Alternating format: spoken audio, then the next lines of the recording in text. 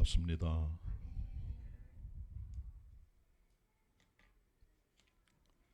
저희 교회 청년들이 여름이 되면은 전도 하러 나갑니다.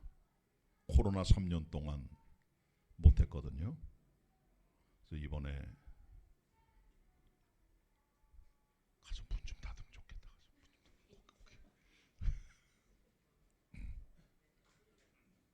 네.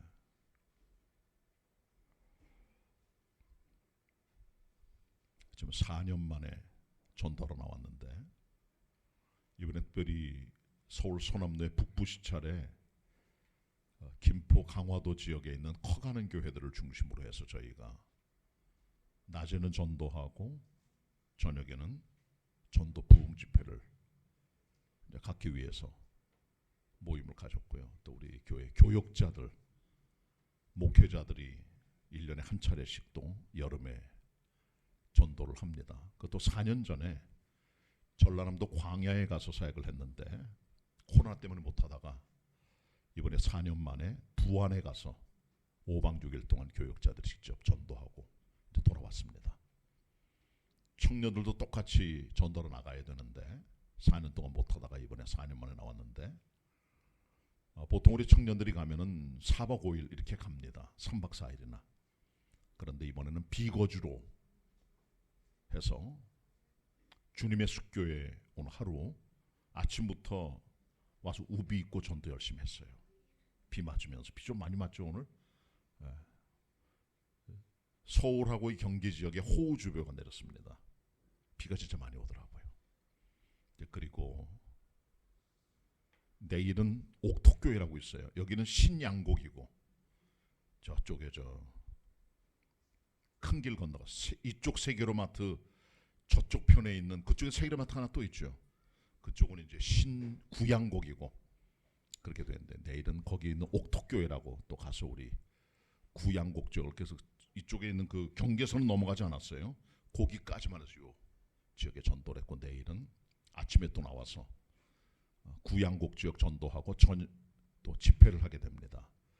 그리고 내일 모레는 천성교회라고 있어요. 강화도에 가면 강화읍에 시내 들어가기 전에 오른쪽으로 용정리라는 마을이 있습니다.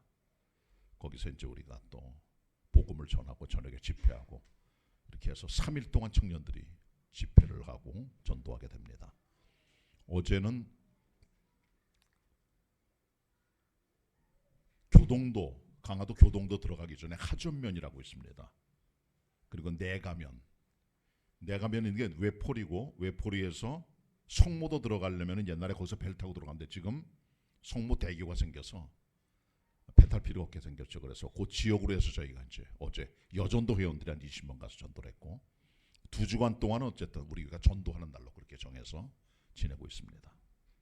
오늘 우리 청년들이 와서 아침부터 이 시간까지 전도를 열심히 했고 이 시간에 우리 성경 말씀을 듣는 그런 시간인데 원래는 여기 이제 이게 시골은 아니잖아요. 도회지지. 그러니까 시골에는 동네 분들을 저희가 초청을 해요. 초청을 해서 저녁에 전도 부흥 집회 안 믿는 분도 와서 믿음 생활할 수 있도록 결신시키고 그러니까 잔치 벌이고 이제 하는데 여기 뭐 그럴 필요는 없기 때문에 이름 전도 부흥 집회인데 그래서 우리가 오전에 전도 다니면서 초청장을 보냈어요. 100장 정도만 들어와서 다 뿌렸는데 그거 받고 온 분은 별로 없는 것 같은데 제가 보니까 안 계시죠? 네 그렇습니다. 이름은 전도 부흥 집회지만은 어쨌든 오늘 말씀을 제가 함께 나눌 시간을 가질 거라 생각을 합니다. 이스라엘에 가면은 갈릴리라고 하는 호수가 있습니다. 갈릴리 바다라고 하는 말로 성경 기록되어 있는데 구약성이 기록된 히브리어에는 호수라는 말이 없어요. 언어의 제한 때문에 바다란 말밖에 없어요. 그래서 갈릴리 바다라고 부르는데 실제로는 갈릴리 호수입니다.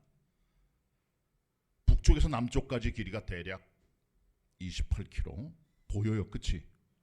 갈릴리 바다가 크지 않습니다. 동서로 13에서 14km 정도 보입니다. 크지 않습니다.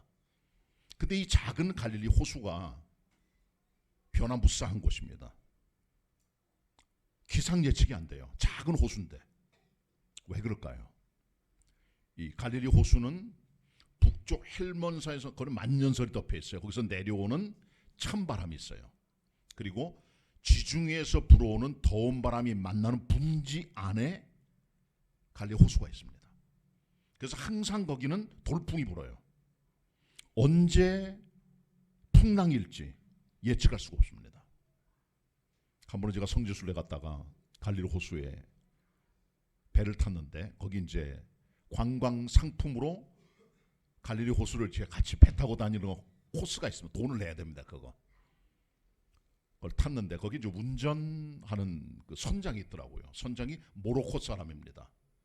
한 8년쯤 됐는데 자기가 여기 온 지 돈 벌러 왔다고 그러더라고요. 제가 물어봤어요. 여기는 진짜 기상관 축소가 없느냐 그랬더니 없다 그러더라고요. 돌풍이 불기 때문에 예측할 수 없어가지고 항상 갈릴리는 돌풍 때문에 기상 관측을 해도 아무 소용이 없다는 거죠. 그게 갈릴리 호수입니다. 그러니까 이 갈릴리 호수는 우리 인생의 축소판이에요. 언제 어떤 일이 벌어질지 알 수 없는 것을 보여주는 거죠. 근데 갈릴리 호수에 한 번은 예수님께서 제자들을 바다 저편으로 보내셨습니다. 왜 그러냐 하면 오병이어로 5천 명을 먹이셨습니다. 그랬더니 제자들이 예수님을 임금으로 삼으려고 그랬어요. 이분이야말로 메시아다. 우리에게 경제적인 자유와 정치적인 기쁨과 소망을 주는 진짜 왕이다. 유대인의 왕으로 온 분이 이분이다. 그래서 예수님을 왕으로 삼으려고 그랬더니 예수님께서는 피하셨죠. 그리고 산에 올라가 기도하셨고 제자들로 하여금 너희들은 바다 저편 먼저 건너가라. 날이 저물었습니다. 그들이 바다 저편 갑니다. 날은 저물었는데 12명의 제자가 노를 저어서 가는데 이 사람들은 전부 다 베테랑들이에요. 뱃사람들이고 갈릴리를 잘 아는 사람들인데 그럼에도 불구하고 10여리쯤 갔다 대략 5km에서 6km쯤 갔을 때 풍랑이 일기 시작합니다. 이 풍랑 앞에 제자 속수무책이에요. 왜냐하면 예측할 수 없는 게 갈릴리 바다의 호수의 모습이기 때문에 빠져 죽게 생겼습니다. 날은 저물었죠. 풍랑일지요. 앞으로 뒤로도 못 가죠. 예수님은 안 오셨죠. 자기네끼리 배를 타고 갑니다. 풍랑이 일고 죽게 생겼습니다. 자, 그때 예수님께서 바다 위를 걸어오셨어요. 바다 위를 걸어오는 일은 초자연적 능력을 보여주죠. 바다 위를 아무나 걷는 건 아닙니다. 사람은 중력의 법칙에 따라 물에 빠져 죽게 생겼습니다. 어디 누가 가더라도 어쩔 수가 없어요. 떨어집니다. 그러나 예수님께서는 중력의 법칙에 따라가지 않으셨죠. 물 위를 걸어가셨습니다. 그리고 제자들이 예수님을 보면서 유령이다. 사람이 어떻게 이 밤중에 바다 가운데 서서 있을 수 있느냐. 예수님께서는 그 풍랑 있는 그곳으로 가까이 접근하셨습니다. 그리고 제자들에게 말씀하셨습니다. 안심하다. 내니 두려워하지 말아라. 제자들이 기뻐서 주님을 영접했더니 그들의 배가 목적지에 도착했더라. 가버나움에. 그게 본문의 간략한 설명입니다. 이 말씀의 키워드는 주님을 선장으로 모셔드리는 거예요. 이 짧은 갈릴리 바다의 항해는 우리 인생의 항해를 보여주는 하나의 작은 그림입니다. 예수님의 제자들이 갔던 이 항해는 아주 짧은 거리지만 우리는 더 길고 먼 인생을 살아갑니다. 그럴 때 풍랑도 만나고 날은 저물고 도움은 없고 그럴 때가 옵니다. 그때 주님을 선장으로 모셔드렸더니 목적지에 도착했더라. 이게 성경 본문에 기록되어 있는 내용의 핵심적인 내용입니다. 우리 인생을 한 번은 꺾어줘야 돼요. 한번 꺾어줘야 됩니다. 주님 앞에 무릎 꿇고 이 브로큰 하트가 한번 돼야 돼요. 그래서 사람이 거듭나게 됩니다. 그런 경험이 있을 때 사람이 한번 달라지게 됩니다. 그때 꺾어지게 돼요. 저는 이 말씀을 설교를 몇십 번 했으니 본문 가지고 예수 그리스도를 내 인생의 선장님으로 모셔드렸느냐. 그때 주님께서 풍랑을 잔잔하게 하시고 목적지에 들어가게 하신다. 저에게 집사님 한 분이 계세요. 당뇨 환자입니다. 당뇨 환자고 당뇨가 합병증이 생겨서 나빠지면 신장, 콩팥이 다 망가져요. 콩팥은 사람 몸 안에 있는 노폐물 걸러내는 건데 콩팥 기능이 제대로 안 되면 사람 몸이 완전히 썩어 들어가면 독성이 생겨요. 죽습니다. 그리고 이 집사님이 콩팥이 많이 안 좋아서 이제 당장 투석을 해야 돼. 그렇게 되면요. 콩팥 기능이 없으니까 사람 몸 안에 노폐물을 걸러주기 위해서는 투석을 해서 몸의 기능을 유지할 일주일에 3번은 가야 돼요. 이 집사님도 그런 상태까지 왔는데 신장 이식을 하기 위해서 병원에 넣어놓고 여기저기 해놨는데 연락이 안 오는 거예요. 이렇게 가다가는 몸이 온전치 못할 것 같아가지고 집사님 부인이 남편한테 신장을 이식을 해준 겁니다. 그게 다행히 맞았어요. 이식을 받았습니다. 은혜주요. 그 부인에 대해서는 고마운 일이죠. 감사해요. 근데 문제가 뭐냐면 신장 이식을 받고 나서 생기는 후유증이 있어요. 병원에 입원해서 계속 치료받고 면역을 강화시켜야 되는데 변비가 걸려요. 자꾸. 아주 고통스러움. 너무 힘들어. 집사님이 수술도 힘든데 몸은 점점 약해지고 하니까 병원에서 그냥 너무 힘들어하길래 제가 병원에 갔습니다. 코로나 전 얘기예요. 가서 집사님과 얘기를 하면서 이 본문을 읽었어요. 집사님이 인생길을 가다 지금 신장이 나빠지고 수술을 받고 변비가 오고 몸은 약해져서 지금 큰 위기를 겪고 있는데 여기 풍랑을 만난 이 제자와 집사님이 다른 게 뭐냐 그랬더니 이 제자들의 모습을 보니까 제가 보이네요. 저도 풍랑을 만났습니다.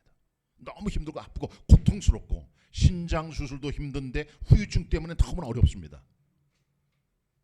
이 성경을 읽어주고 그러면 집사님, 이 집사님이 교회는 다니지만은 구원의 확신, 천국의 소망, 분명한 영생의 확신이 없는 분이에요. 병상에서 제가 무릎 꿇고 예수 그리스도를 집사님의 이 본문대로 풍랑 만났으니까 선장으로 모셔드리자. 병상에서 무릎 꿇고 주님을 영접하면서 펑펑 울어 펑펑. 그리고 달라졌어요. 우리 교회에서 건축 헌금도 4번째로 많이 하셨어요. 헌금을 많이 하는 분이에요. 안수입사도 아니고 권소도 아니고 장로도 아니에요. 지금도 교회 잘 다니세요. 지난 주간에 전라북도 부안에 전도팀이 갔을 때도 이 집사님 모셔가지고 회를 사주셨어요. 제일 비싼 걸로. 그리고 경조금도 주시고.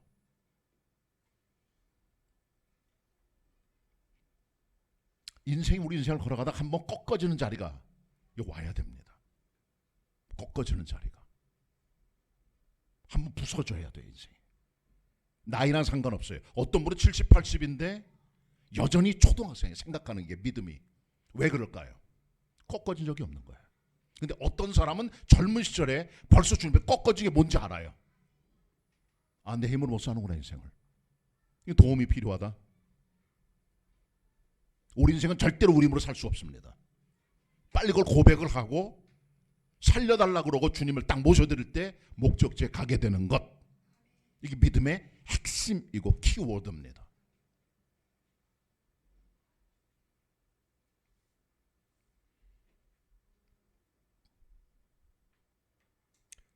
제가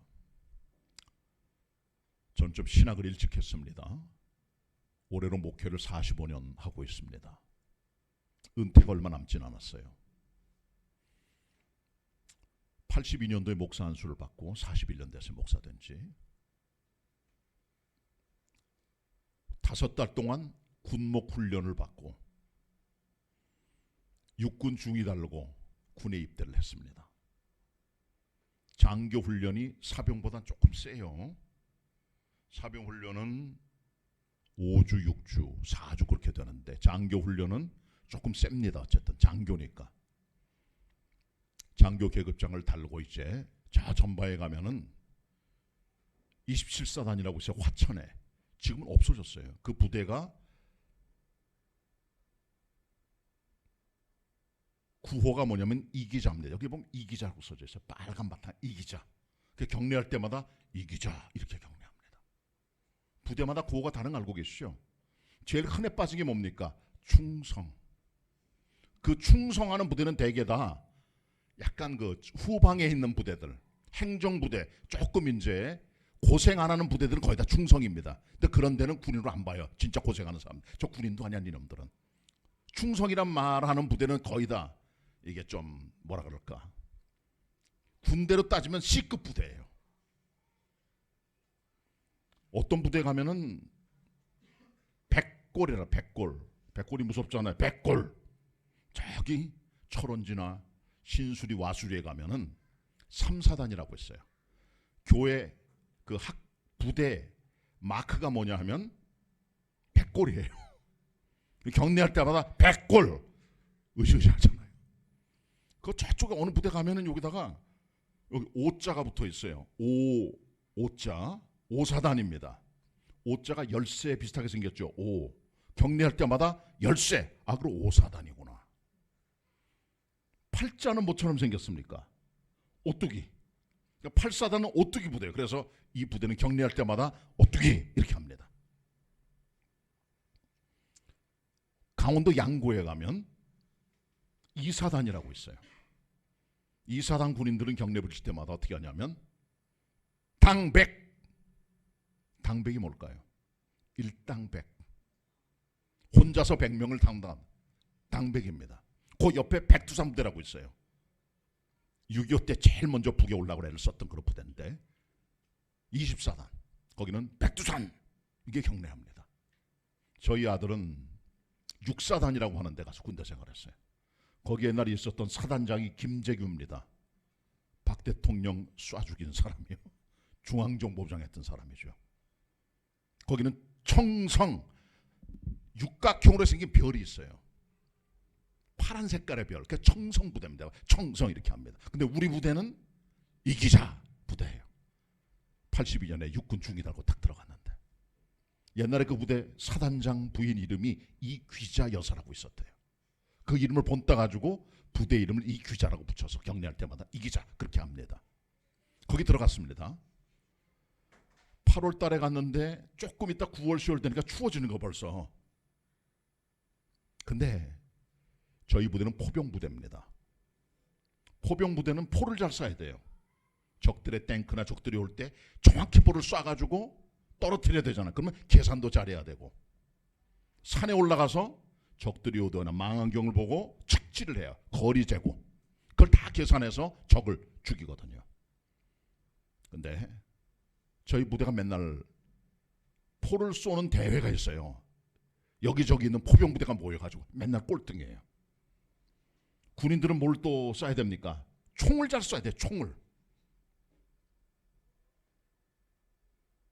맨날 꼴등이에요. 그것도. 체육대회 가면 맨날 꼴등이고 항상 꼴등이에요. 근데 제가 있던 부대는 연대입니다. 군인이 3,000명쯤 돼요. 연대장인데 6418기입니다. 육군사관학교에서 훈련시키다가 훈련생 하나가 수류탄을 잘못 떨어뜨렸죠. 그래서 이 사람이 끌고 와놨어요. 죽었어요. 그 사람이 누굽니까? 강제구 소령. 아시죠? 강제구 소령은 6416기입니다. 아까 연대장은 6418기입니다. 키도 좀만한데 호랭이 연대장이에요. 부하들이 잘못하면 조인트 까고 대가리 때리고 막 그냥 푹푹 찌르고 지휘봉 가지고 아주 못된 사람이에요. 그런 사람인데 교회를 다녀. 믿음 생활을 해 이분이요. 근데 예수를 믿긴 믿는데 약간 날라리 여자도 좋아하고 술도 좋아하고 담배도 피고. 근데 교회 집사예요. 군인교회.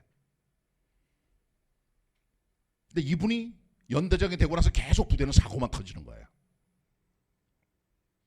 그때 썼던 부대차는 요즘처럼 좋은 차가 아니고 2차 대전에서 썼던 차들, 2차 대전 아니면 6.25 때 썼던 그런 옛날 차들, 브레이크가 맨날 파열돼서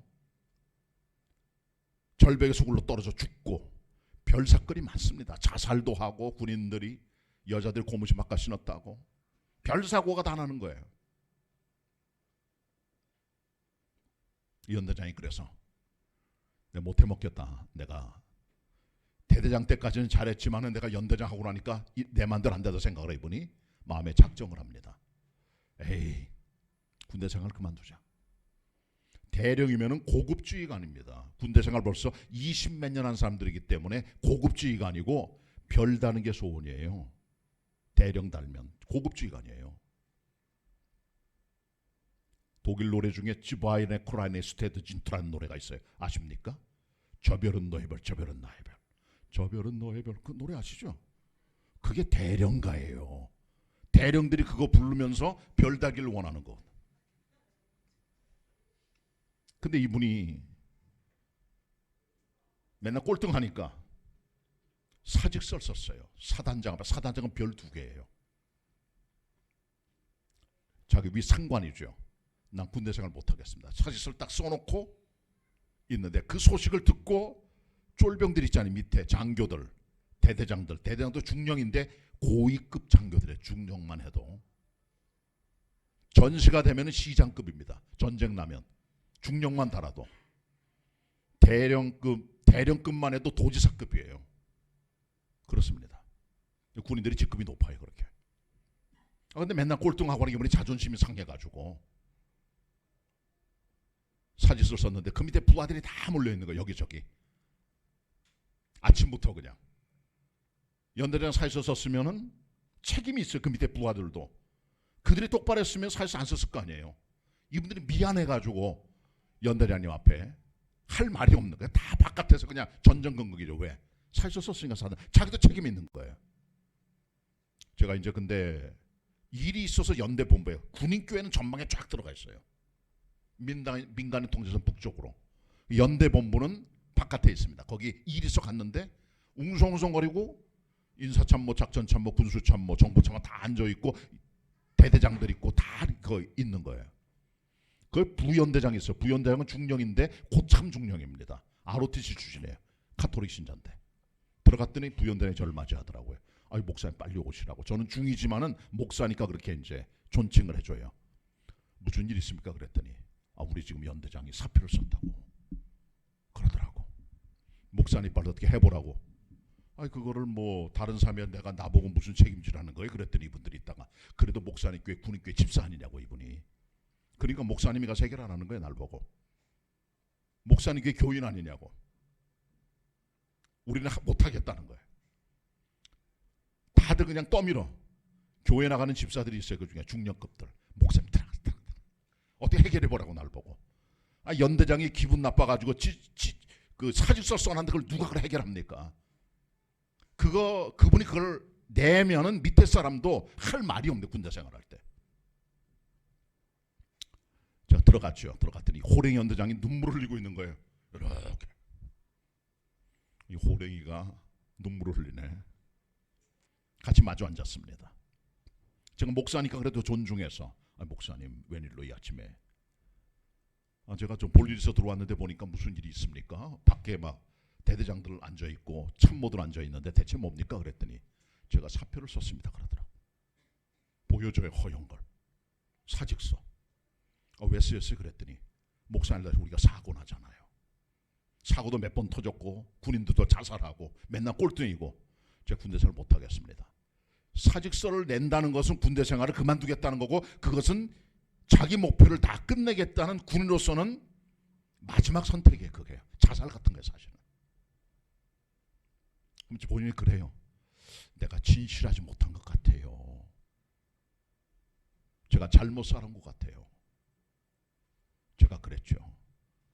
내가 가만히 보니까 이 부대는 자꾸 사고 터지고 하는 게 연대장님이 이 부대를 혼자 지휘하니까 그런 것 같아요. 눈을 떠요. 절 쳐다보면서. 그게 무슨 말이 그랬더니 우리가 예수 믿으면 하나님을 우리 주인으로 모시는 게 예수 믿는 사람들인데 예수님을 이 부대에 연대장으로 모시고 연대장님은 그 밑으로 물러나시죠. 하나님께서 맡으시면 하나님 책임지시겠죠. 연대장 혼자 애를 쓰니까 이렇게 사고 나가고 하는 거 아닐까요? 어떻게 하면 됩니까? 예수님을 선장으로 모셔드리라고. 이 부대 사장님으로, 사령관으로 성경 말씀 읽고 하나님의 사랑, 인간의 죄, 인생의 풍랑, 감당 못할 인생의 어려움, 그리스도의 임재 쭉 설명했어요. 그걸 같이 무릎 꿇고 제가 얘기를 했습니다. 앞으로 이 부대 연대장은 하나님으로 삼고 연대장님은 그 밑에 쫄병으로 살고 겸손하게 하기로 작정하시겠습니까? 그때 예. 그때 이제 같이 기도를 한 거예요. 하나님, 제가 제 인생과 이 부대를 제 힘으로 이끌어 왔습니다. 오늘부로 제가 제 인생과 이 부대의 지휘권을 하나님 앞에 내려놓겠습니다. 주님, 지금 오셔서 이 부대 선장님이 되시고 사령관이 되시고 주인이 되시고 주님이 다스려 주세요. 그렇게 믿고 의지하겠습니다. 예수님 이름으로 기도합니다. 아멘, 아멘. 기도를 했어요. 그리고 나서 같이 앉아서 이분이 저를 쳐다보더니 사직서를 찢는 거예요. 사표를. 목적이 달성된 거죠. 찢어버렸어요. 그냥. 목사님, 제가 잘못 생각한 것 같습니다. 앞으로 예수님을 사령관을 모시기로 했으니까 제가 다시 한번 해볼랍니다. 그래서 이분이 그러는 거예요. 제가 목사님 그동안에 미워했어요. 날 미워했다는 거. 그런 말하기 쉬운 거 아닙니다. 절대로. 그게 무슨 말이에요? 그랬더니 군인교회 예배 시간이 11시예요. 이분이 있는 그분 화천읍에 있었고 우리 부대는 전방 사방거리라는 곳에 있는데 집차 타고 한 40-50분 와야 돼요. 근데 이분이 전날 술 먹고 놀고 늦게 주무시고 교회 집사니까 부인도 교회 집사거든. 그러니까 아침에 오면 항상 11시 5분 10분에 나타나요. 제 시간에 못 와요. 근데 그 앞에 목사님들은 이 연대장님이 오면 그때부터 예배 시작이에요. 왜? 그분이 주인이니까. 11시 3분이면 그때 예배 시작. 그분이 오는 시간이 예배. 아무리 늦어도 기다려. 전부 다 그분 올 때까지. 그분이 와야 돼. 근데 그건 이제 제가 생리가 맞지 않고 조금 그거는 아니라고 생각이 들어가지고 우리 예배는 11시다. 하나님과 약속 아니냐. 누가 봐도 11시 시작이다. 아무리 위대한 사람 와도 이건 주님과 약속이다. 시작하니까 이분이 언제 들어옵니까? 사도신경 외울 때 들어오는 거야 항상. 그리고 뭐 군인교회 집사님들 기도할 때 들어오니까 요즘 애들만 쪽팔린 거예요. 그러니까 얼굴이 화끈화끈하죠. 왜? 다른 목사님들은 자기가 와야 예배 시작했으니까 자기가 주인인데 인정해 주니까. 근데 예배 시간은 11시거든요. 늦게 오고 나니까 이제 하나님과 약속이잖아요. 땡칩니다. 어디 교회에서 그런 게 있어요. 어떤 개인을 위해서. 아무리 군인교회지만 주의가 아니지만 교회는 교회잖아요. 제가 목사님 미워했다고. 미워했다는 말 하는 게 절대 쉬운 게 아니에요. 그런 말을. 자존심 있는 사람이거든. 나이 차도 나보다 지금 90대 가요. 난 나이가 많아 저보다도. 그런 얘기를 하더라고. 제가 그래 딱 듣는 순간 이분이 달라졌구나. 그래서 제가 이제 기도했죠. 하나님 아버지, 앞으로 우리 부대는 선장님으로 사령관의 예수를 모시고 작정했으니까 앞으로 이들 하나님 책임져 주세요. 주님께서 사령관이 되시고 사고 없게 하시고 우리 연대장님 이 부대 떠날 때까지 함께 해주시고 도와달라고. 그리고 앞으로 별도 달 수 있도록 축복해달라고 기도했고 같이 아멘 했습니다.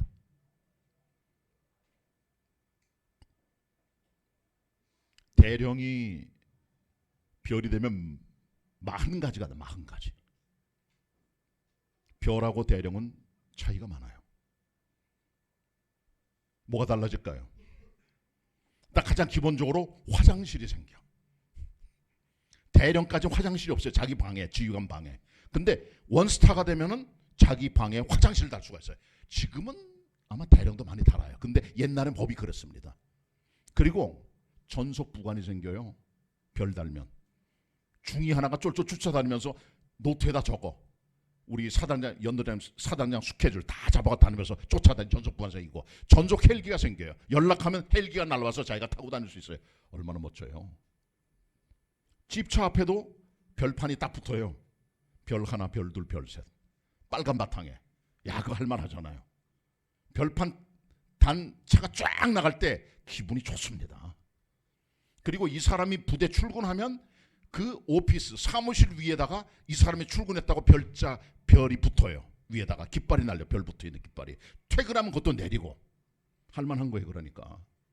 그리고 대령까지는 신발, 군화가 줄로 클러야 돼요. 줄로 매고. 근데 장군이 되면 자꾸를 달아가지고 쉽게 열 수 있잖아요. 군화발이 클렀다가 매는 게 얼마나 귀찮은지 아십니까, 여러분? 그는 장군만이 하는 거예요. 그리고 모자가 달라요. 대령까지는 옆에 무궁화가 별로 없는데 별 달면 무궁화가 옆으로 쫙 깔려. 모자가 벌써 화려해. 그리고 대령까지는 여기 계급장 있잖아요. 계급장이 있는데 병과 마크하고 대급장에 붙어 있어요. 병과 마크는 이 사람 보병, 자기 전공이 있어요. 군인들도 보병, 무슨 뭐 포병, 아니면 공병, 그게 있어요. 전부 다. 근데 별 달면은 병과 마크가 없습니다. 왜 그럴까요? 이 사람 군대 통달했다. 너는 군대 최고다. 별 달면 그 없고 별자리만 다 붙어 있어요. 그리고 별 달면은 총이 달라요. 대령까지는 45구경 리볼바를 쏩니다. 그거는 쏘면은 맞아요. 어느 정도. 근데 장군 달면은 38구경에 총신이 짧아요. 쏴도 맞지도 않아. 근데 총이 작은 대신 멋지게 생겼어요. 왜 그런 총을 줄까요 대체? 적군한테 잡히면 자살해서 명예자살해라. 그게 주는 칼의 총입니다. 그렇게 사는 거예요. 할만하죠. 그러니까 할만한 거예요. 전부 다 별 바라보는 거죠. 별 달면은 대통령이 직접 뭘 줍니까? 거물 하사야. 거물. 넌 장군 달았으니까 이거 받아라 하고 청와대 가서 같이 사진 찍고 별단 사람에게 그걸 줘요. 영예스럽지 않게 대통령이랑 같이 있으니까. 그런 특권이 생기는 겁니다. 또 하나, 대령 말고 별 달면은 노래가 있어요. 군악대가 나와가지고 노래하잖아요. 군악대가 이제 연주를 할 때 별 하나짜리는 빰빠라밤빠밤 빰빠밤, 요게 별 하나입니다. 그다음 후렴이 나가요. 빠바바바밤 빠바바바밤 빰빠밤 빰빠밤 빰빠밤 빰빰 빠바바바바바밤 빰빰빰빰빰. 그게 심벌주 딱 때리면 별자리 하나가 왔을 때 그 사람이 오는 환영에 그 사람에 대한 노래입니다. 별 두 개는요. 빰빠라밤 빠밤 빰빠밤 빰빠라밤 빠밤 빰빠밤. 그 다음에 후렴은 빠바바바밤. 별 세 개는 빰빠라밤 빰이 세 번, 별 네 개는 네 개. 대통령은 국가 원수잖아요. 대통령은 달라. 노래가 따로 있어요. 그럼 대령은 빰빠라밤 빠밤 빰, 그건 빠지고 후렴만 나오는 게 빠바바바밤. 재미가 없잖아요. 별을 따라야 돼. 군인은 저 별은 나의 별 기대하는 거죠. 근데 이분이 별을 달았습니다. 장군이 되고 제대하고 신학을 했어요. 목사가 됐어. 개척교회하고 그저 은퇴했습니다. 놀라운 일이죠. 그런 것들이. 그분도 인생이 한번 꺾어진 겁니다. 군대 생활 잘하다가 사고 터지고 사람 죽고 풍랑 만나 깨지게 생겼잖아. 인생이. 그때 주님이 개입하셔서 인생의 선장님으로 오셔서 변화시켜 준 거죠. 예수 그리스도를 풍랑 있는 내 삶의 자리에 모셔드리는 것. 그게 신앙의 가장 기본입니다. 그걸 하셔야 돼요.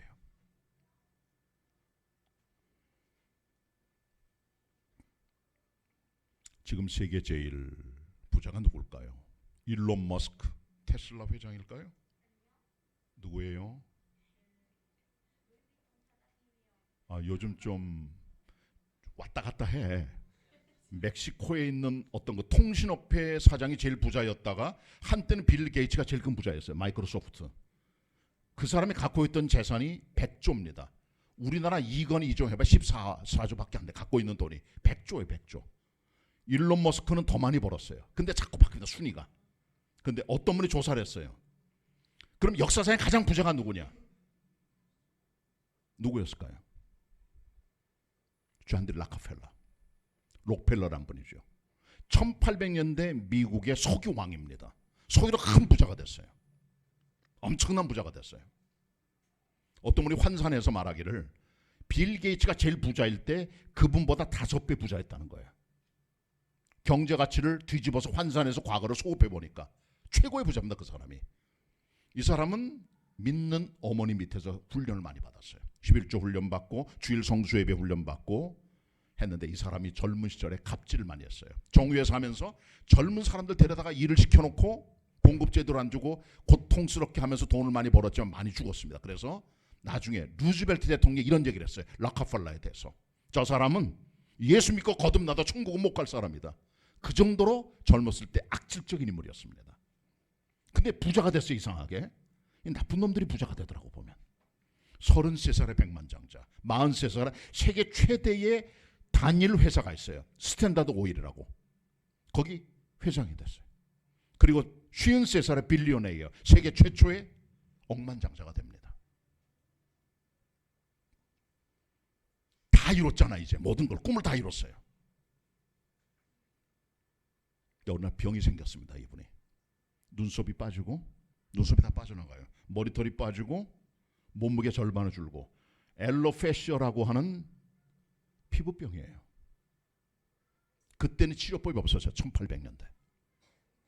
의사가 말했습니다. 1년 뒤에 죽을 테니까 집안 정리하시오. 기가 막힌 거죠. 이번에 먹을 수 있는 음식 하루에 우유 한 잔하고 과자 3개가 다예요. 온몸이 말라 비틀어졌어요. 죽음을 기다리고 있어요. 어느 날 이 사람이 병원에 갑니다. 의사 만나려고. 갔다 나오는데 벽에 글씨가 써붙여 있다는 거죠. 사도행전 20장의 말씀. 주는 것이 받는 자보다 복이 있다. 이분이 생각한 거죠. 내가 그동안에 소유하려고만 했지 나누지를 못했구나. 집으로 돌아왔습니다.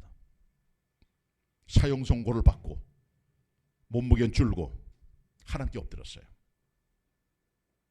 깊은 밤 자기 인생을 돌아보고 죽음을 생각하며 기도하면서 아침에 그는 이렇게 부르짖게 됩니다. What is life? 무엇이 인생입니까? What is money? 무엇이 돈입니까? Money is not everything. 돈이 다가 아니네요. I could not take one dime into the next world. 저는 엽전 한 입도 저 세상에 가져갈 수 없는 존재네요. 그리고 그는 이렇게 외칩니다. God is everything. 하나님이 모든 것이십니다. 외치고 아침에 새 사람이 됩니다.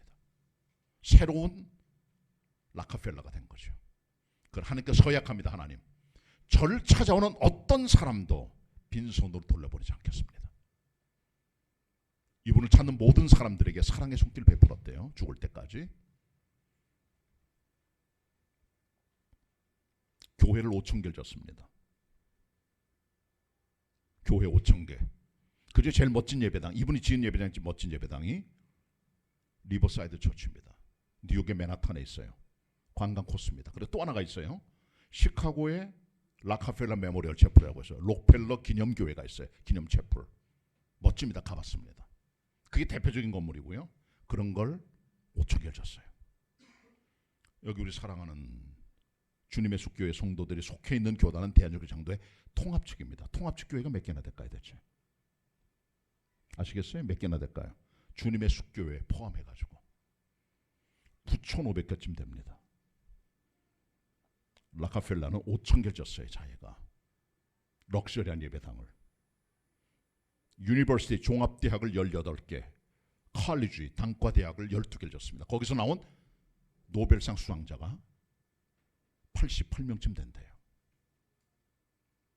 그리고 락카펠라 파운데이션을 세웠습니다. 재단을 만들어가지고 많은 생리학자, 과학자, 의학자를 고용해서 연구를 했어요. 신약 개발을 위해서 150명 정도 최고가를 주고 그들을 고용한 거죠. 거기서 발견해낸 게 페니실린입니다. 인류 최고의 발명 중에 하나가 페니실린이에요. 1차 대전 터졌을 때 페니실린 많이 살았어요. 그걸 락카펠라 개발한 거예요. 사람 고용해가지고. 뉴욕 시민이 몇 명이나 될까요? 1,000만 정도 되는데 메트로 뉴욕이 있어요. 조금 넓게 따지면 몇 천만까지 된다고 봅니다. 뉴욕 시민들은 100년 전에 락카펠라가 뉴욕 상수자를 만들었어요. 상수자. 돈을 내고. 거기서 나오는 돈 가지고 뉴욕 시민들은 지금도 돈물 천물 돈 안 내고 마음대로 씁니다. 돈 안 내요. 100년 전에 이미 다 지불했어요. 누가? 락카펠라가. 지금도 락카펠라에게 혜택을 받고 있는 거죠. 미국 사람들은. 뉴욕 시민들 특별히. 락카펠라. 의사가 말했습니다. 53살에 1년 뒤에 죽는다고. 98세까지 살았어요. 그의 인생의 전반부는 포스트 하프죠. 포스트 하프는 갑질하는 아주 비인간적인 삶이었지만 그의 세컨 하프 53살 이후에 98까지의 삶은 아름다운 섬기는, 베푸는, 나누는, 드리는 따뜻한 삶을 살았다는 거죠. 왜 이게 가능했습니까? 인생의 풍랑을 만났을 때 하나님을 주님으로 모셔드렸을 때 풍랑에 잔잔해지고 목적지에 안착하게 된 겁니다. 믿음이란 예수 그리스도를 내 인생의 최고의 높은 사령관님으로 왕으로 주인으로 선장으로 모셔서 풍랑을 잔잔하게 목적지에 가도록 하는 일입니다. 그래서 한 번은 우리 인생들이 풍랑 앞에 꺾어져 하나님 살려달라고 고백하고 외치고 부르짖는 그런 경험이 있어야 되는 거죠. 많은 사람이 7, 80, 90이 되면서까지도 아직까지 하나님을 모르고 자기가 인생의 주인이 돼서 살아간다는 거죠. 고집만 피우고. 그게 꺾어지면 한 번은 뒤집어져야 된다. 하나님 앞에. 그때 새 사람이 되고 하나님 원하는 인간이 되는 겁니다. 저를 한번 따라해 보세요. 따라합니다. 예수 그리스도는 나의 선장이십니다. 나의 주님이십니다. 나의 하나님이십니다. 믿으시면 아멘. 자, 이렇게 예수 그리스도를 주인으로 삼은 믿음의 사람들에게 가장 중요한 생활이 뭘까요? 기도 생활입니다. 기도 생활. 기도는 힘이 있어요. 저는 주일학교 때부터 교회를 다녔는데 제가 초등학교 5학년 때인가 저보다 2년 선배쯤 되는 중학교 2학년 여자 선배가 있었어요. 그때 토요 집회가 있어서 같이 모여서 성경 공부하고 그럽니다. 근데 한 번은 그 중학교 2학년 선배가 간증을 하더라고요. 동생은 초등학교 4학년이에요. 아버지는 교장 선생님이고. 근데 그 아버지하고 어머니하고 무슨 일 때문에 집을 며칠 떠나 있는데 남아있는 건 두 자매예요. 중학교 2학년, 초등학교 4학년. 애들이지 뭐. 근데 밤중에 동생이 자꾸 귀가 아프다고. 초등학교 4학년짜리가. 소리를 막 지르고 난리를 치는 거예요. 댕댕 부르고. 너 왜 그래? 왜 아파? 옛날에 무슨 응급실 어떻습니까? 병원이. 기도를 했어요. 중학교 2학년짜리가. 하나님, 우리 동생이 죽게 생겼습니다. 발을 동동 구르고 엄마 아빠는 안 계시고 어떻게 하면 좋겠습니까? 병원도 다 문 닫았고 하나님 살려주세요 제 동생을. 주님이 지혜를 주시더래요. 기도했더니. 그래서 갑자기 생각이 나서 집에 있는 후레쉬죠. 후레쉬를 가지고 귀에다 갖다 댔어요. 그랬더니 1, 2분 있더니 거기서 벌레 한 마리가 나와. 벌레 한 마리가. 벌레가 빛을 좋아하잖아요. 하나님이 지혜를 주시더래요. 동생이 살아났지 그 때문에. 아니면 밤새 내내 괴로워했겠죠. 죽는 건 아니에요. 그렇지만 얼마나 귀에 소리가 나고 힘들어 컸어요. 기도의 힘입니다. 초등학생 기도, 중학생 기도 하면 들어주세요. 기도는 힘이 있습니다. 기도는 아무나 하는 건 아니에요.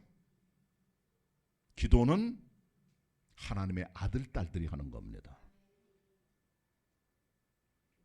자, 저한테 아들이 있는데 아들한테 친구가 있습니다. 아들은 저한테서 아빠 저 10,000원만 주세요. 저 돈이 필요해요. 아빠 자전거 사주세요. 얘기할 수 있죠. 그러면 아빠니까 주는 거예요. 왜? 내 새끼니까. 근데 제 아들의 친구가 저한테 가거든요. 아빠 나한테 50,000원만 주세요. 그럼 제가 기분이 들었겠죠. 왜? 징그럽고. 친구 아버지기 때문에 아버님이라고 말할 수 있지만 그러나 아빠라고 와서 돈 달라는 것은 이건 징그러운 내 새끼가 아니거든. 하나님 앞에도 마찬가지입니다. 하나님 앞에 나가서 기도하려면은 아들이 돼야 돼요. 먼저 딸이 되고. 그러면 하나님의 아들의 영, 그리스도의 영을 받아야 돼. 주님을 영접해 모셔드리고 그분이 우리 안에 들어올 때 하나님 아버지라고 부르게 되고 기도 응답이 되기 시작하게 되는 겁니다. 그때부터 비로소.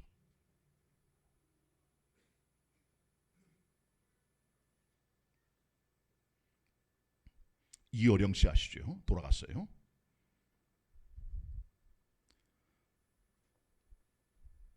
석학이죠. 이분은 석학이에요. 그야말로.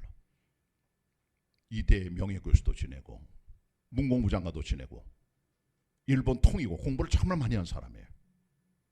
죽기까지도 한국사에 큰 영향을 줬고 많은 책들이 베스트셀러 많이 팔렸습니다.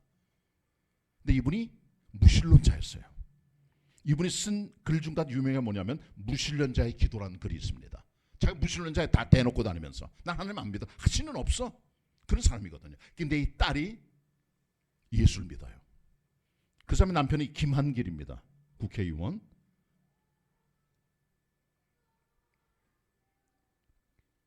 원래 김한길 씨가 이어령 씨의 사위였어요. 미국 갔습니다. 둘이 미국 갔어요. 애 낳고 잘 살았습니다. 몇 년 만에 이혼했어요. 김한길 한국에 돌아와서 최명길이랑 재혼했죠. 최명길하고. 그리고 그 이어령 씨 딸은 거기 있으면서 국제 변호사 시험에 합격을 해서 직장을 갖고 있는데 갑자기 눈이 안 좋아요. 앞을 자꾸 못 보게 되는 시력이 저하되고 이상한 병에 걸렸어요. 아버지는 자기 딸에 대한 죄책감이 있어요. 왜냐하면 옛날부터 이 딸에 대해서 시간을 많이 할애주지 못해 가지고 놀지 못했거든요. 아버지로서 자격이 없다고 생각했어요. 근데 이 딸이 앞을 못 본다니까 너무 마음이 아프게 아버지로서.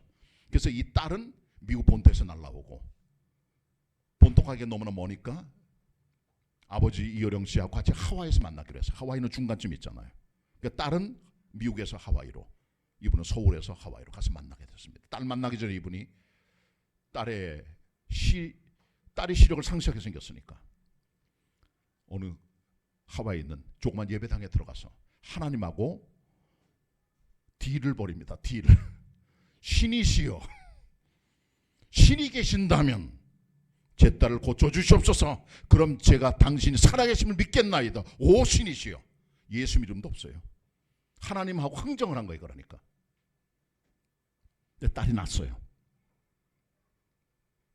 그분이 기도하면서 이렇게 생각했대요. 근데 진짜 이 딸이 나면 어떻게 되는 걸까? 그럼 나는 그동안 무신론자를 표방해 왔는데 어떻게 되는 거지 내가?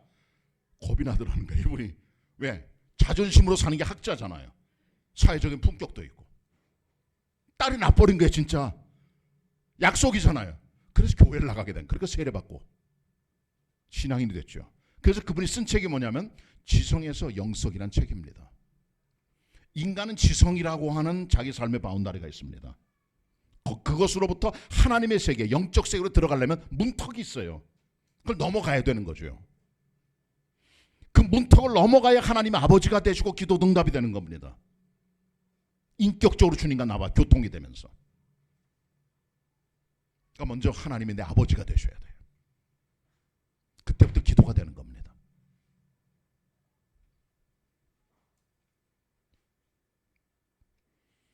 기도 응답 받아 뭐죠 있습니까? 아주 정확하게.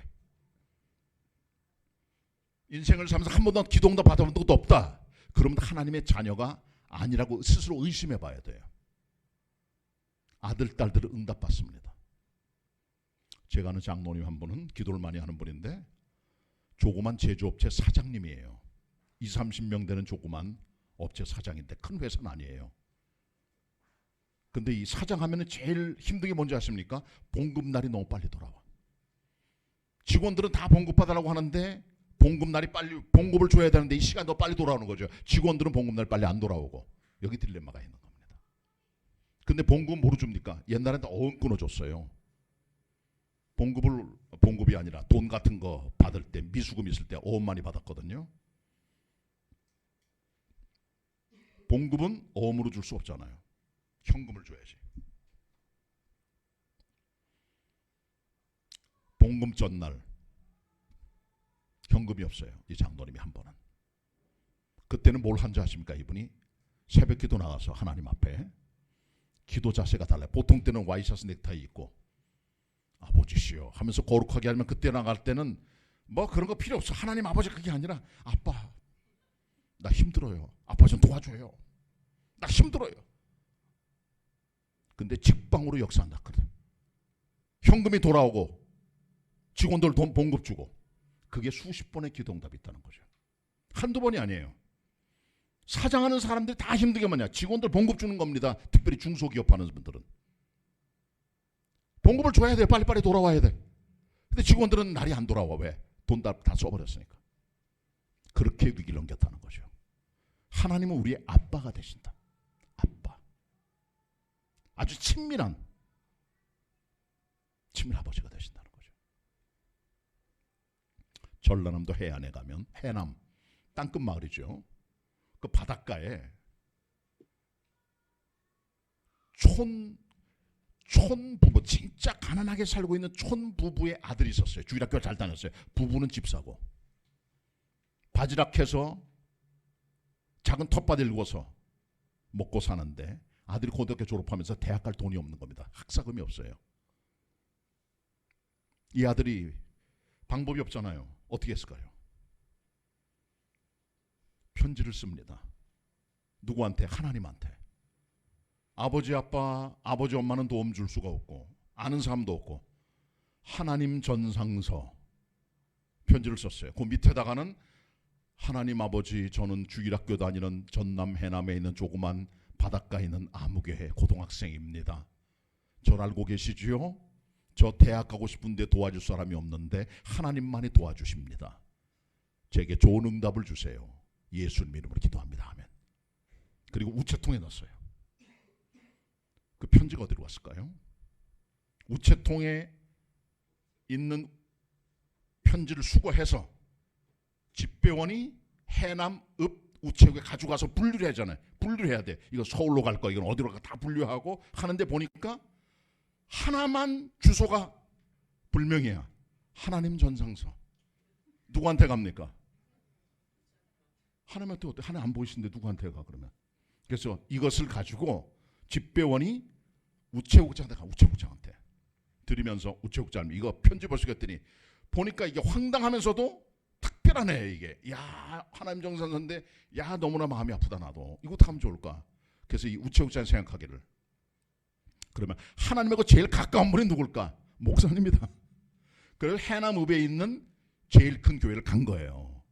기독교장, 우리 교단이야. 기독교 장로교 교회를 가가지고 편지를 드렸어요. 목사님 읽으면서 감동을 받은 거예요. 같은 해남에 있는 촌에 있는 애가 대학 공부하고 싶다고 전상서를 쓴 거죠. 너무 감동을 받아가지고 당회 소집에 장로니까 상의했는데 쭉 읽어주니까 장로들이 감동을 받아가지고 4년 대학 전액장학금 우리가 주자 결의를 한 거예요. 그리고 이 친구가 한국신학대학에 들어갔습니다. 졸업을 하고 공부를 잘해서 대학원까지 공짜로 공부를 했어요. 그리고 독일에 유학을 갔어요. 한국에 돌아왔어요. 한국신학대 교수가 되고 총장이 됐습니다. 이분이 오영석 총장이에요. 실화입니다. 하나님 기도 들어주시더라. 그러니까 기도는 그렇기 때문에 하나님의 자녀라는 것을 가지고, 그런 자부심을 가지고 적극적으로 기도하는 거예요. 적극적으로 응답될 때까지. 그게 중요합니다. 제 고등학교 친구가 있어요. 대학을 졸업하고 현대자동차 입사를 했습니다. 시험을 봐서. 그리고 현대자동차 영업소 소장을 해요. 영수소장이 뭐 하는 겁니까? 차 팔아먹는 거 아니에요. 세일질 잘해야 돼. 밑에 있는 직원들 같이 해가지고 차 팔아먹고 그렇게 해서 운영이 되는 거잖아요. 차만 만들 모르니까 잘 팔아먹어야지. 이 친구가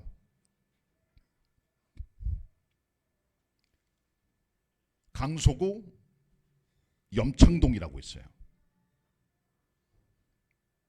김포공항에서 가양동 쪽 가면 있는데 염창동에 삼천리 자전거 사옥이 있어요. 옛날에 삼천리 우리나라 제일 유명한 자전거 회사죠. 지금은 기업을 많이 확장했습니다. 거기 회사를 처음 세우신 왕 회장이 계셔. 할아버지가 사옥이 거기 있고, 그분 얘기를 듣고 이 친구가 이 회사에 내가 자동차 팔아먹자 하고 비서실로 간 거예요. 비서실에서 뭐 하는 사람이요? 자동차 세일즈입니다. 가. 잡상인이니까. 그 다음 주에 또 갔어요. 또 다 가시오. 당신 취급 안 합니다. 6개월을 가서 6개월을 꾸준하게 계속 갑니다. 어떻게 됐을까요? 6개월 만에 거기 있는 비서실장이 있다가 당신 간 사람 내가 처음 봤으니까 오늘 회장님 만나게 해드릴게. 6개월 동안 면회금지였던 사람이 면회하게 된 거죠. 딱 들어갔습니다. 회장님한테 뭐라고 얘기했을까? 비서실장이 회장님 6개월 동안 여기 왔던 사람이 하나가 있어요. 회장님 만나게 제가 다 잡사인 같아서 오지 말라 그랬는데 6개월째 와서 제가 어떻게 할 수 없습니까? 그래 그런 사람이 있었어? 빨리 들어오라고 그래. 그 들어간 거예요. 크게 큰절 한 번 하고 같이 만나서 대화를 하게 된 거죠. 그래 나를 만나려고 6개월 동안 다녔다고. 예 그렇습니다. 아 그러신가. 당신 뭐 하는 사람이? 그랬더니 현대자동차 세일즈하는 영업소장입니다. 그래 그 정도 끊기면 성공하겠어. 내 밑에 와서 일하시오. 탁치해주겠다는 거예요. 이 친구도 재밌어요. 회장님 아닙니다. 저는 장사꾼입니다. 자동차 팔러 왔겠으니까 자동차만 팔게 해주세요. 회장이 있다가 뭘 원하시는데 이 모든 회사의 자동차 거래는 저를 통해 제가 계약할 수 있도록. 알겠어. 바로 그냥 명령 내려가지고 그 다음부터 모든 그 회사의 자동차는 이분이 계약하게 됐죠. 그래서 이분이 그 친구가 현대자동차 전국 판매 왕을 했어요. 그것도 몇 번씩이나. 지금은 은퇴했어요. 은퇴해가지고 지금은 친구들 몇 명이서 나이들 할 게 없잖아요. 대리점 내가지고 하고 있어요.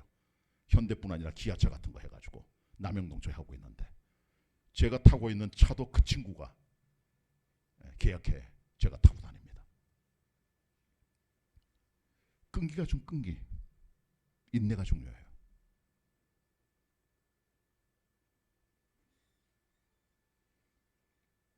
어떤 글에 보니까 세계에서 가장 많이 세일즈를 많이 하는 세일즈 왕이 있어요. 미국 사람입니다. 이 사람한테 어떤 풋내기 세일즈맨이 갔어요. 비결을 하려고. 어떻게 세일즈 왕이 될 수 있는가. 찾아갔더니 그분이 그러더래요. 왜 왔습니까? 그랬더니 당신처럼 세일즈 왕이 되려면 어떻게 하면 되겠는가. 이 사람 대답이 비결이 하나가 있다고. 뭔데요? 그랬더니 당신이 죽든지 그 사람이 죽든지 둘 중에 하나가 죽을 때까지 쫓아다니라고. 그러면 된다는 거예요. 그래서 세일즈 왕이 됐다는 거죠. 그러니까 뭐냐 이게. 끈질긴 거. 인내. 기도도 인내가 중요합니다. 인내가 정말 중요한 거예요. 응답될 때까지 낭망하지 말고 주님으로 붙들고 나갈 때 하나님께서 응답해 준다는 거 절대 잊으시면 안 됩니다. 울산에 가면 울산교회라고 하는 고신측 교회가 있어요. 고신측 아시죠? 일제 때 신사참에 반대했던 진주, 경남, 부산 지역의 세계 노회가 나가서 교단을 세운 게 고신측입니다. 그러니까 꼴통 보수들이에요. 그러니까 이분들은 신사참배 반대한 우리들이 진짜 정통이지 신사참배 했던 것들은 다 이거 가짜들 신앙이에요. 그렇게 말했어요. 그리고 자기는 꼴통 보수가 된 게 바로 뭐냐면 고신입니다. 고려신학대학 있잖아요. 자 그런데 이들보다 더 훨씬 꼴통 보수가 있어요. 들어보셨어요? 재건파라고. 신사참배할 때 일본 신사의 위패를 예배당에 갖다 놨어요. 아십니까? 십자가 떼어내고 그 앞에 절을 한 거예요. 예배 드리기 전에. 예배당을 욕되게 때문에 고신측 사람한테 말했어요. 예배당을 부시고 다시 짓자. 그게 재건파입니다. 왜? 예배당 이미 더러워졌잖아요. 그렇게 다시 짓자는 게 재건파입니다. 아주 꼴통보수예요. 근데 고신 측은 에이 안에 위패만 빼놓고 예배드리면 되지 뭘 그래. 그런데 재건파는 안 된다 이놈들아. 절대로 안 돼. 하나님 교회는 절대로 욕되게 할 수 없어 하고 이분들이 세운 게 재건파 교단입니다. 그렇게 돼 있어요.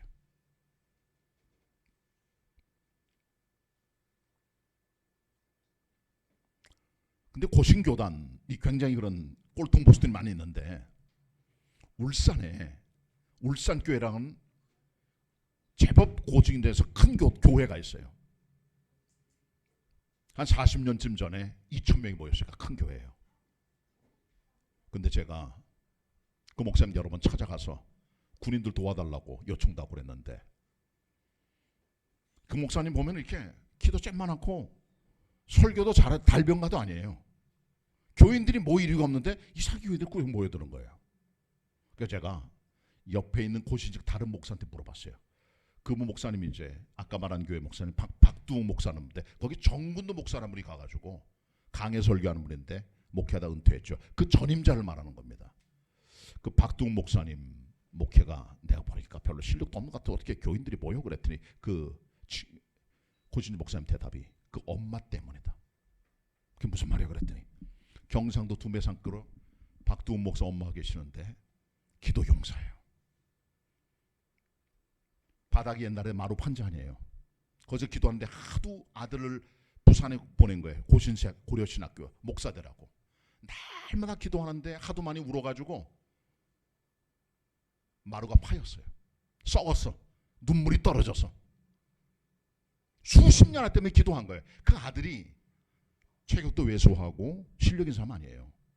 고신대 졸업했습니다. 그런데 신령해. 기도 많이 하고. 그리고 울산에 교회 간 거예요. 교회가 크게 부흥됐죠. 어머니 때문이라고. 그래서 총회장도 했어요. 고신에서. 고신대 이사장도 하고. 할 거 다 했죠. 박두웅 목사는 본인이 잘나 그런 거 아니다.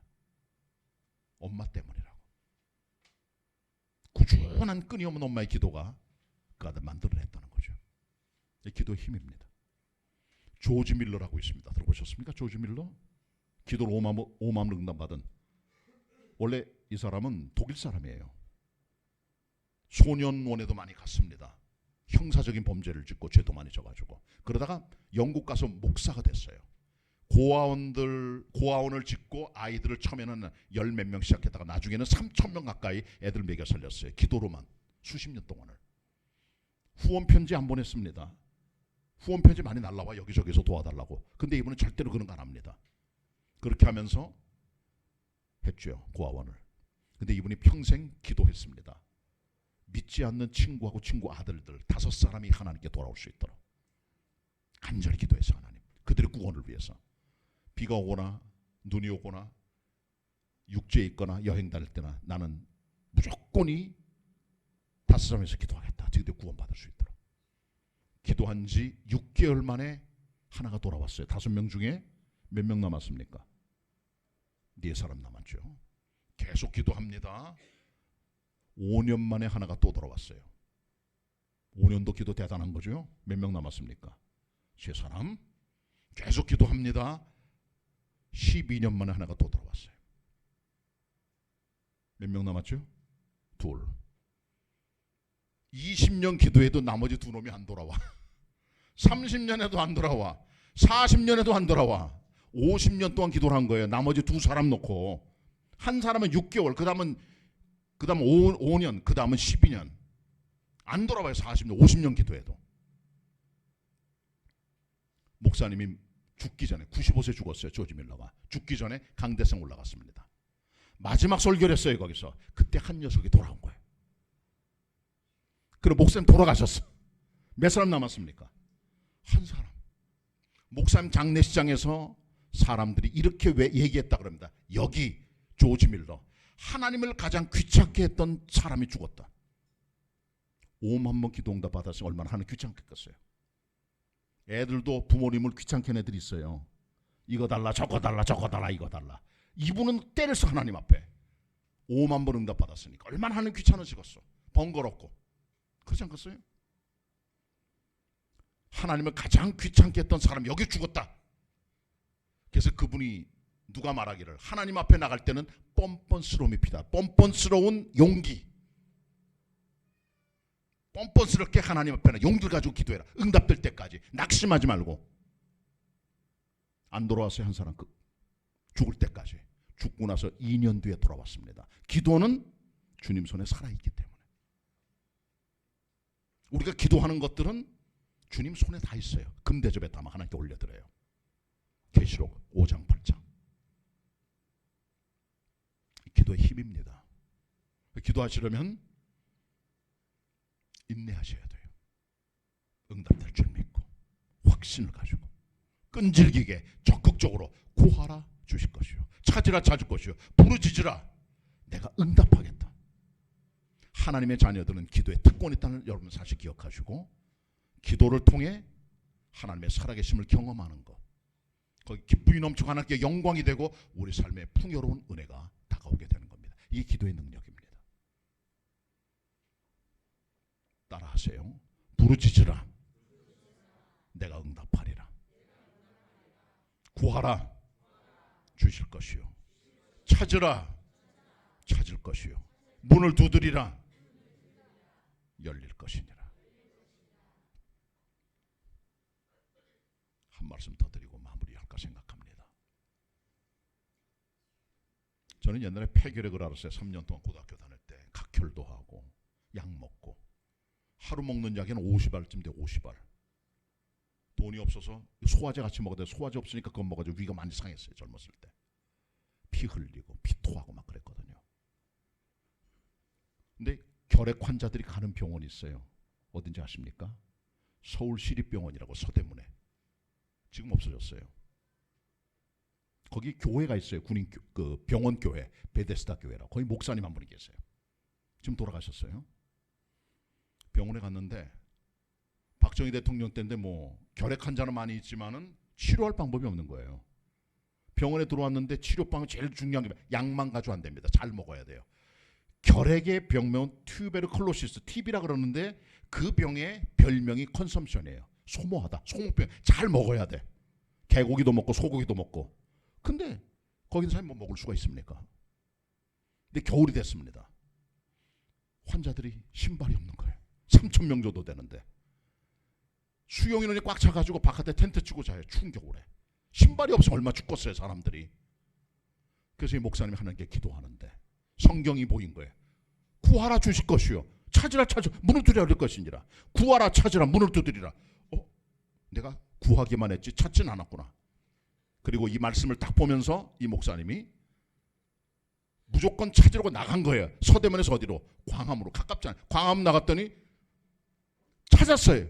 보니까 구두가게가 많아. 금강, 에스콰이어, 캐리브룩, 칠성, 엘칸토 5대 수제화 60대 얘기입니다. 60대. 그때 그것밖에 없었어요. 어쨌든 간에 쫙 신사들이 파는 거예요. 거기다가 이야, 찾았는데 어떡할까? 두드리라. 금강 지점에 들어갔어요. 문을 쾅쾅쾅 두드렸습니다. 지배인 좀 만납시다. 지배인 만났죠. 왜 오셨습니까? 내가 여기 있는 저 베데스다 교회 목사인데 폐결핵 환자들이 많아가지고 이 사람들 겨울을 날 수가 없어요. 신발 좀 주시오. 아니 3,000개나 필요한데 어떻게 가서 3,000개 전부 다 이렇게 브랜드 있는 거 아니에요? 싸구려가 아니거든요. 못 드립니다. 죄송하지만 우리도 장사하고 먹고 사는 사람인데 어떻게 신발 줍니까? 어쩔 수 없이 그냥 나가자. 나오는데 지배인이 부르는 거예요. 목사님 잠깐만요. 우리가 조금 손상된 신발이 있어요. 올도 뜯어지고 그런 게 있는데 신는데 아무 지장은 없어요. 상품 가치는 떨어지지만 가져가시겠어요? 그랬더니 얼마나 되겠대? 200컬레 다 내드릴게. 거기서 200컬레. 금강 옆에 뭐가 있죠? 에스콰이어. 거기서 또 200컬레. 엘칸토 150컬레. 칠성, 캐리브룩. 이런 말 들어보지 오래되셨죠 지금? 옛날에 다 그 브랜드. 지금은 없어진 데가 많아. 캐리브룩도 보이지도 않아요 지금은. 엘칸토도 있을까 말까 하고. 금강에 에스콰이어만 남아있죠 지금은. 칠성도 보이지도 않아요. 옛날 그 5개가 있었습니다. 5군데 도니까 1,000개가 생겨요 신발이. 지점이 종로만 있습니까? 거기만 있습니까? 광화문, 종로, 명동 다 다니면서 3,000개를 얻어가지고 큰 트럭에 다 가지고 와서 병원 앞에 풀어놨더니 삼천미에서 자기 신발 다 가져가더래요. 그의 겨울은 따뜻했네. 기도는 그렇게 하는 겁니다. 구하라, 찾으라, 문을 두드리라. 적극적 기도. 누가 한 말씀이에요? 예수님 하신 말씀이 산상수훈에서 주님이 직접 하신 말씀이라고. 왜 그 말 하셨을까요? 기도 지질이 안 하니까 그 말씀하실 거예요. 얼마나 기도 안 하는지 하나님의 자녀들이 주고 싶어도 못 줘. 왜? 기도 안 하니까. 구하라, 그래 줄게. 찾으라, 그래 찾아. 문을 두드려, 그래 문이 열리는 거야. 이 사람들아, 가장 좋은 걸 주는 게 아버지도, 하늘의 아버지가 너희 가장 좋은 거 주지 않겠느냐. 이 땅의 사람도 악인도 아들에게 좋은 거 주려고 그러는데 그게 기도입니다. 그걸 믿으셔야 돼요.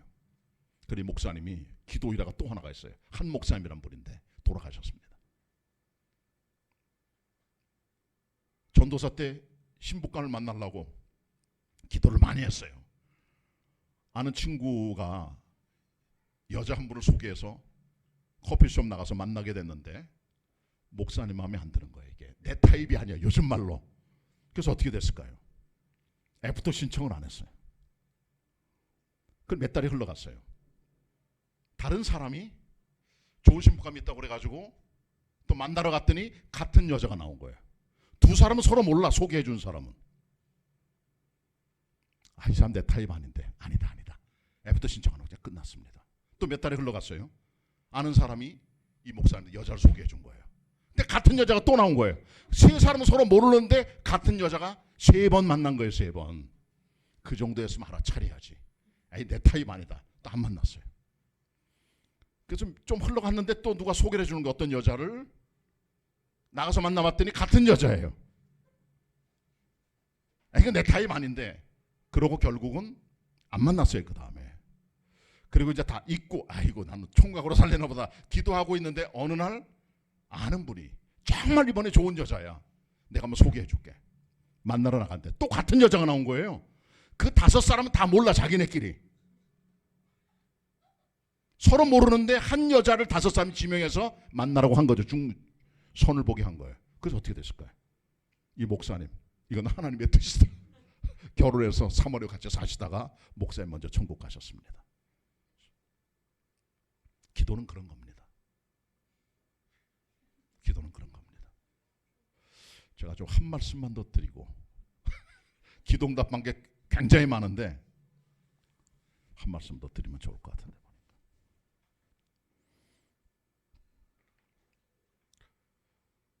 제가 결혼을 했어요.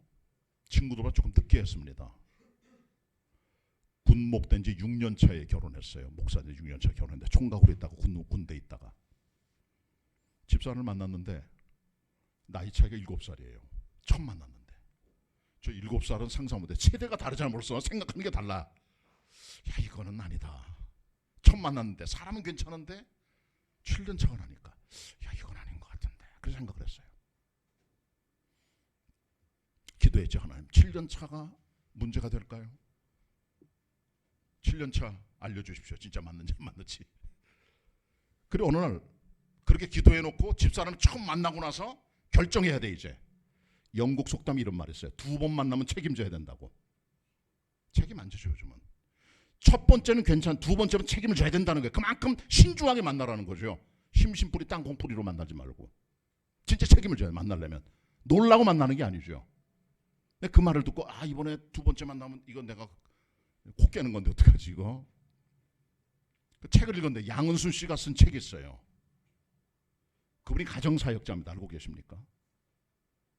남편은 목사님이에요. 남편 돌아가셨어요. 미국에 계시는데 그분이 쓴 책이 가정사역의 최초의 책이에요. 그 책이 두란노에서 나왔는데 읽어봤더니 괜찮아요. 아, 생명의 말씀사구나.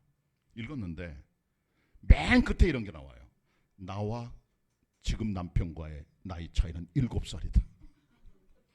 응답을 받은 거예요. 아, 이 가정사역자도 7살 되는구나. 그리고 결혼했죠. 뭐.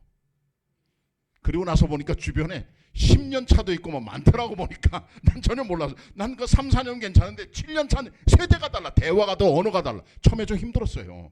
우리 집사람은 대학 졸업하고 저한테 끌려왔거든. 전 할아버지고. 군대 제대하고 어느 교회 제가 부목사로 갔는데 거기 선임 장로가 나왔어요. 나와서 우리 집사람 딱 보더니 이거 목사님 따님이십니까? 너무 절로 7살 차이인데 저는 그때 50세로 보였어요. 애늙은이 있죠, 애늙은이. 50세로 보였나 봐 사람들이. 목사님 50대셨죠? 그러다 그때 제가 33살인데.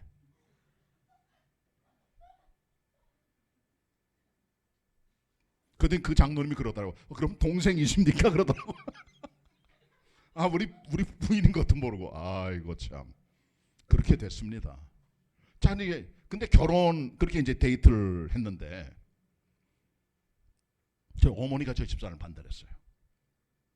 야, 힘들더라고. 저희 어머니 평양 사람입니다. 아주 이북 사람도 보통 아니죠. 성깔이 보통 아닙니다. 저희 어머니가 좀 보통이 아니에요. 이기는 사람이 없어. 우리 어머니를 누구도 못 내깁니다. 얼마나 고집센지 그냥. 지금 할머니예요. 그야말로 97세 지금 살아계셔. 정정합니다. 근데 저희 집사람 마음에 안 든 거예요. 왠지 모르겠어 나는요. 왠지 모르겠어. 그래서 이제 그래도 얘긴 진행해. 저는 이제 목사고 이제 청첩 다 보냈어요. 결혼도 하기로 하고 혼수 왔다 갔다 하고 어쨌든 간에 어머니도 어쩔 수 없이 제가 목사니까 허락을 하긴 했는데 마음에 안 들어요. 그래서 결혼하기 일주일 전에 혼수를 돌려보내서 전부 다 처갓집에 저희 집사람 어머니야 장모님 다 돌려보낸 거예요. 기가 막히죠 뭐. 그리고 설전이 와서 조금 양가해. 저희 장모님은 좋은 분이에요. 권사님이신데 착하고 다 받아주고 저를 수용하고 그런 분인데 그게 참았죠. 근데 일주일 전에 저는 이제 지방에서 군노예 생활하고 있었고 서울에 올라와 집사람 만났어요. 결혼 일주일 전이니까 준비하려고 왔는데 계속 우는 거예요. 혼수 돌려보냈다고. 상황을 얘기하니까 이게 뭐 결혼 안 돼. 거의 뭐 혼수 안 받았으면 끝난 겁니다. 그거는 거의 다. 둘이 결혼해야 돼 그러면. 그렇잖아요. 결혼식장 정해놓고 다 결정됐거든요. 결혼 끝났어요. 둘 다 의기소침해서 결혼식 일주일 앞에 두고 딱 강남 터미널에서 거기 서점에서 만나가 엠마오 서점에서 만나가지고 강남 터미널에서 고속버스 탔는데 지하철을 탔어요. 탔는데 친구를 만난 거예요. 청첩장에서 결혼식 하나 알고 있어요. 이 친구가 제 얼굴을 딱 집사람 얼굴을 딱 보더니 무슨 일 있었나? 왜 울었어? 결혼 축하해. 이분은 광주에서 신학교 교수를 했어요.